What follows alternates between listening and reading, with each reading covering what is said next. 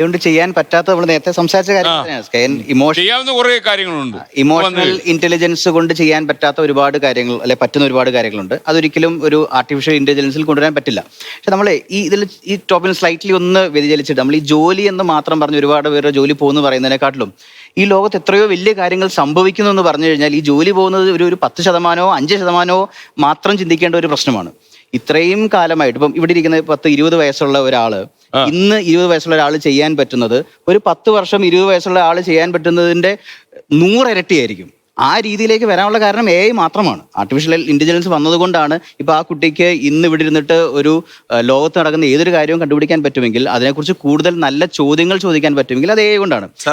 മുമ്പ് ഒരു second updation ഉണ്ടാവുന്നത് നല്ലതാണ്, ജോലി പോകുക, അവസരങ്ങൾ ഉണ്ടാവണ്ടേ? അവസരങ്ങൾ കഴിവുള്ളവർക്ക് എന്നും ഉണ്ടായിട്ടുണ്ട് സാർ. പണ്ട് സ്റ്റീം എഞ്ചിൻ വന്ന സമയത്ത് നമുക്ക് ഇതേ പ്രശ്നം ഉണ്ടായിരുന്നു. ചരക്ക് നിയന്ത്രണം അല്ലെങ്കിൽ ചരക്ക് വേറെ സൈഡിൽ കൊണ്ടുപോകേണ്ട, സ്റ്റീം എഞ്ചിൻ എൻ്റെ ജോലി കൊണ്ടുപോകുന്നു പറഞ്ഞിട്ടുണ്ട്. അത് എല്ലാ സ്ഥലത്തും ഉണ്ടാകാറുണ്ട്. ഈ AI കൊണ്ട് നമ്മൾ മനസ്സിലാക്കേണ്ട കാര്യം, ആ ഒരു കുട്ടിക്ക് ഇന്ന് ചെയ്യാൻ പറ്റുന്ന കാര്യങ്ങൾ 10 വർഷം മുമ്പ് ഒരു കുട്ടി 10 വർഷം കൊണ്ട് ചെയ്യുന്ന കാര്യങ്ങളായിരിക്കും. അപ്പൊ അത്രയ്ക്ക് അഡ്വാൻസ്മെന്റ് ഉണ്ടായിട്ടുള്ളപ്പോൾ അത് നമ്മൾ എംബ്രേസ് ചെയ്യല്ലേ വേണ്ടത്. ബ്ലൈൻഡായിട്ട് എതിർക്കുകയല്ല. നിങ്ങൾ പറഞ്ഞ കറക്റ്റ്. ഇപ്പൊ കൊച്ചി തുറമുഖത്ത് കണ്ടെയ്നർ ഹൗസ് സ്റ്റഫിംഗ് വന്നപ്പോ TM മുഹമ്മദ് എന്ന് പറഞ്ഞ 3ാം ക്ലാസ് വിദ്യാഭ്യാസമുള്ള CITയുടെ അന്നത്തെ സെക്രട്ടറിയാണ് ആ കണ്ടെയ്നർ ഹൗസ് സ്റ്റഫിംഗ് ആവശ്യമാണെന്ന് പറഞ്ഞത്. അവിടുത്തെ CITക്കാർ ഒരുപാട് പേര് യൂണിയൻ വിട്ടുപോയി ഇത് പറഞ്ഞോടുകൂടി. കൊച്ചി തുറമുഖം ഉണ്ടാവില്ല എന്ന് പറഞ്ഞു അദ്ദേഹം. കൊച്ചി തുറമുഖത്തെ കണ്ടെയ്നർ ഹൗസ് സ്റ്റഫിംഗ് യാഥാർത്ഥ്യമായി വരേണ്ടി വന്നു. അതുകൊണ്ട് അവരുടെ തൊഴിൽ പോയില്ല. തുറമുഖം അവിടെ നിലനിന്നുകൊണ്ട് വേറെ അവർക്ക് ജോലി കിട്ടി. അങ്ങനെ ഉപയോഗപ്പെടുത്തുന്നത് നല്ലതാ. പക്ഷേ അവസരങ്ങൾ കുറയുന്നുണ്ട്. അത് ബോധപൂർവം കുറയ്ക്കുന്നതാണ്. എനിക്കൊരു കാര്യം ആഡ് ചെയ്യാനുള്ളത്, ഇപ്പം അവസരങ്ങളുടെ കാര്യം.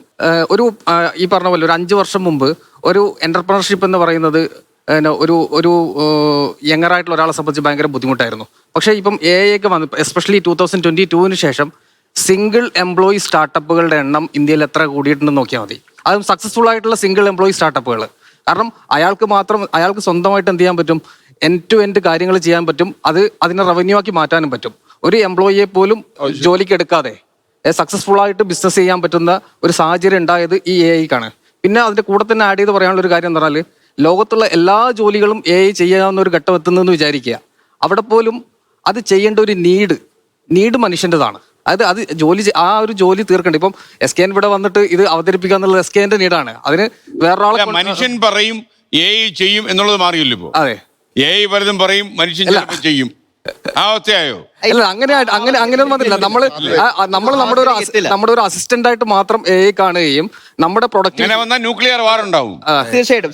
നമ്മളെ ഇതോടെ ഞാൻ പറഞ്ഞേക്കാം, നമ്മളൊരു കമ്പനിയിൽ ഒരു ഇന്റേണിനെ നമ്മൾ ജോലിക്ക് എടുക്കില്ലേ സാർ, 24 എടുക്കില്ലേ? ആ ഇന്റേണെ കൊണ്ടാണ് നമ്മൾ ചെയ്യിക്കുന്നത് എന്തൊക്കെയാണ് ഏറ്റവും ബുദ്ധിമുട്ടായിട്ടുള്ള, നമ്മൾ റിപ്പറ്റേറ്റീവ് ആയിട്ട് ചെയ്യുന്ന ഒരുപാട് ജോലികളില്ലേ, എക്സൽ ഷീറ്റ് മെയിൻറ്റെയിൻ ചെയ്യുക, ആ ജോലി ഈ ജോലി, ഇതെല്ലാം നമ്മൾ AI കൊണ്ട് ചെയ്യുക. അതേസമയം ഈ ഇന്റേണിന് ലോക പരിചയം വളരെ കുറവായിരിക്കും, എക്സ്പീരിയൻസ് വളരെ കുറവായിരിക്കും. ആ എക്സ്പീരിയൻസ് നമ്മളാണ് AI കൊടുക്കേണ്ടത്, അല്ലെങ്കിൽ ഇന്റേൺ പറഞ്ഞു കൊടുക്കേണ്ടത്. അങ്ങനെ മാത്രം AI കണ്ടാൽ മതി.